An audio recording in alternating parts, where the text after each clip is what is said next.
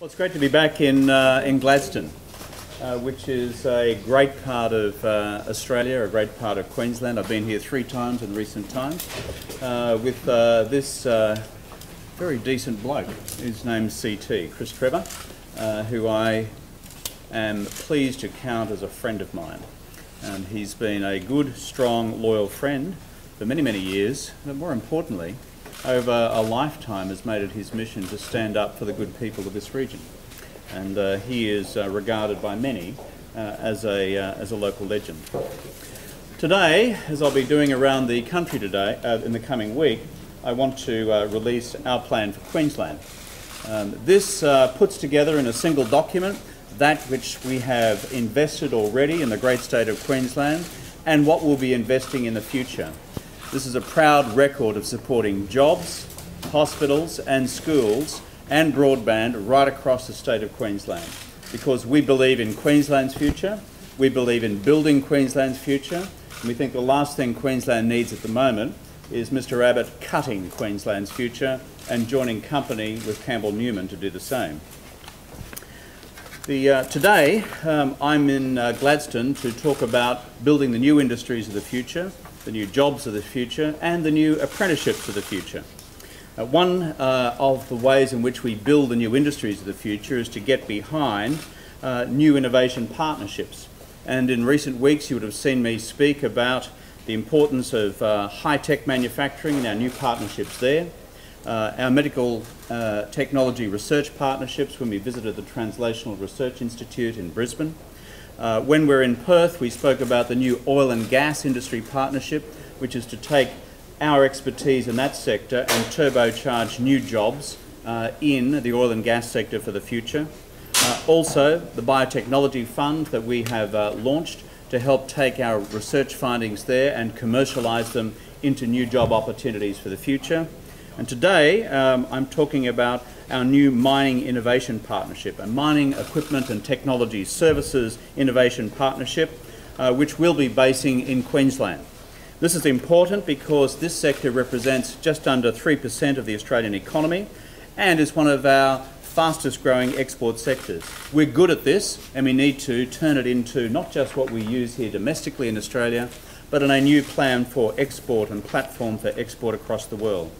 This partnership will bring together core partners, Osmine Limited, the Queensland University of Technology, Brisbane Marketing Economic Development Board, the CSIRO, the Centre for Mining Technology and Equipment Development, Queensland University, Curtin University and the Australian Industry Group and others. And this investment is worth $16 million through to 16-17 to be matched by industry and research partners. This is part of our $1 billion investment in future industry partnerships right across the country.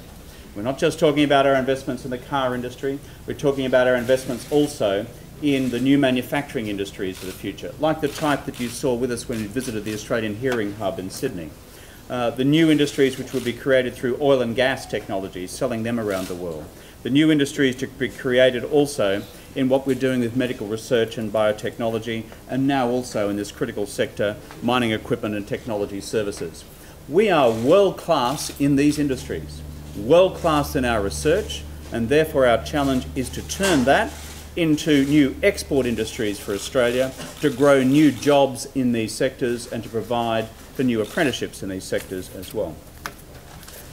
The other thing I wanted to talk to you about today is how we also make sure we are building industry opportunities locally and job and training opportunities locally across Australia as well.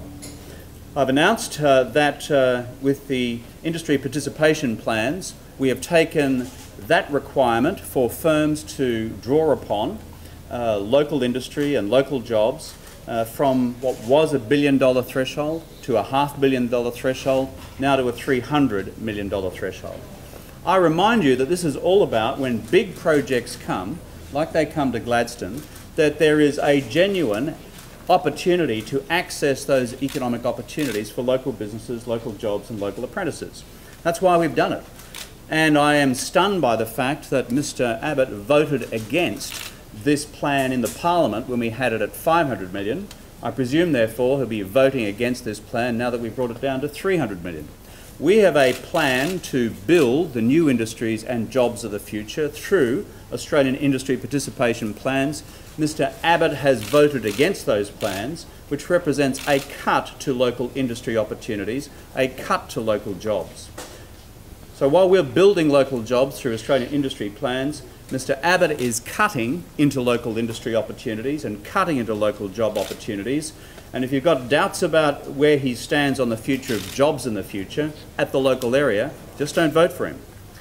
Also, you know that in supporting local industry and local apprenticeships, we've also announced that with Australian government-funded infrastructure projects, that for all the hours worked on those projects, we will in the future require 10% of those hours worked to be dedicated to the training of apprentices.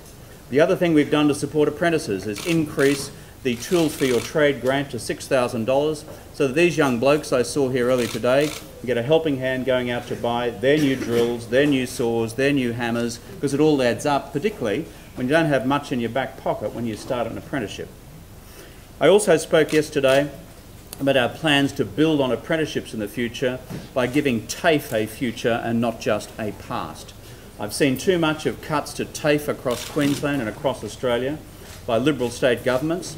It's time to put TAFE on a new footing for the future, and that's why we're out there backing TAFE for the future as well.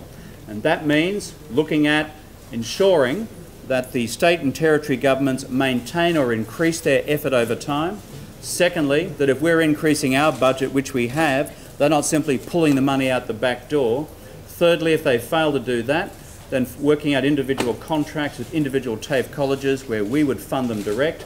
And finally, if they don't cop that, I've said loud and clear that we will take that $7 billion of Australian government TAFE funding and invest directly into a new TAFE Australia network for the future.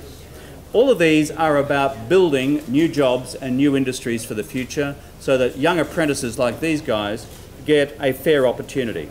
The last thing I want to mention is also the other part of our industry initiatives, which goes to the critical role of small business. We've got 3.2 million small businesses in Australia. We've got 650,000 in Queensland. And what we're offering all those small businesses is a $5.4 billion tax boost, including the measures that I referred to yesterday, to increase the immediate tax boost to $10,000 for small businesses with turnovers of less than $2 million. So that if you go out there and buy equipment for your business and you're a business with a turnover of under $2 million, you're able to get a huge slice of that back within that financial year. It's all about making sure that the turnovers and profitability of small businesses is supported by our tax system. And the reason for that is small businesses are also the sort of folks who employ apprentices like these guys. So if you're helping on the one hand small business cash flow by our small business tax boost, which runs to some $5.4 billion together with the other measures, and frankly that's giving a hand up to small business, whereas what I see with Mr Abbott taking small business for granted is he's going to rip instead $4 to $5 billion worth of tax support from them. Let me conclude with these remarks today. I believe that these set of alternatives represent a clear message for the country's future. And it's simply this: on jobs, on industry, on apprenticeships, we have a clear plan, but if you, the Australian people, have doubts about where Mr Abbott's $70 billion worth of cuts will fall, don't vote for him. If you've got doubts about where his $70 billion of cuts will fall on your local industry, your local jobs, or your job security, don't vote for him. Over to you, folks.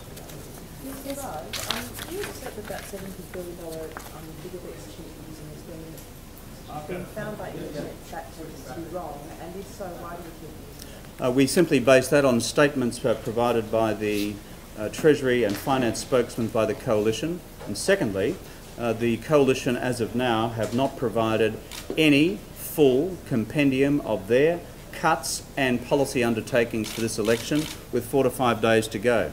And therefore we look forward to Mr Abbott coming clean. On this question I go back to the core proposition. People in Australia are uncertain about where his billions of dollars of cuts will fall. They've got every right to be uncertain about that because it could affect their job, their school and their hospital. And if you've got doubts about where those cuts are going to fall, then frankly, don't vote for him.